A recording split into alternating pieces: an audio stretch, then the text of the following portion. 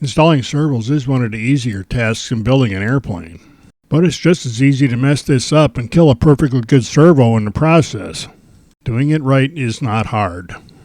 These rubber grommets are meant to isolate the servo from the vibrations of the airframe.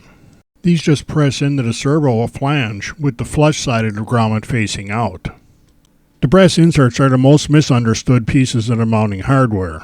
The insert on the right is installed correctly so the screw can press against it and tighten up the servo without losing the cushioning of the rubber grommet. The insert on the left is installed upside down so the screw can just push it down into the wood and ruin the cushioning effect.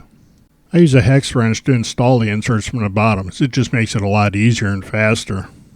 Most planes have some kind of servo openings already cut, but these can be small enough that part of the servo can be rubbing against the edge, and that transmits all the vibration of the airframe back into the servo.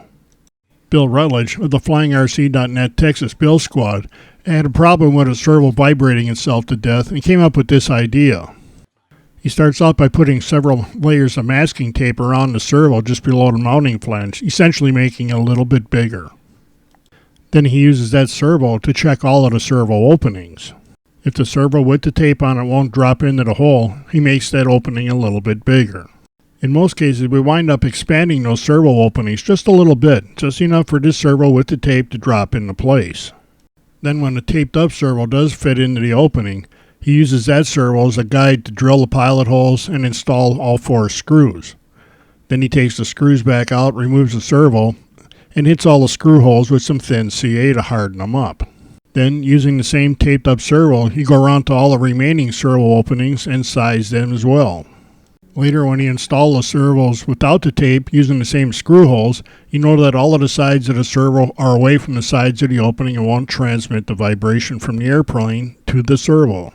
When adding servo extension cables, I always cover the plug with a piece of heat shrink tubing. That makes this joint very secure. It's almost impossible to pull apart. When shrunk down, this also streamlines the joint a little bit and makes it easier to pull this through the structure of an airplane.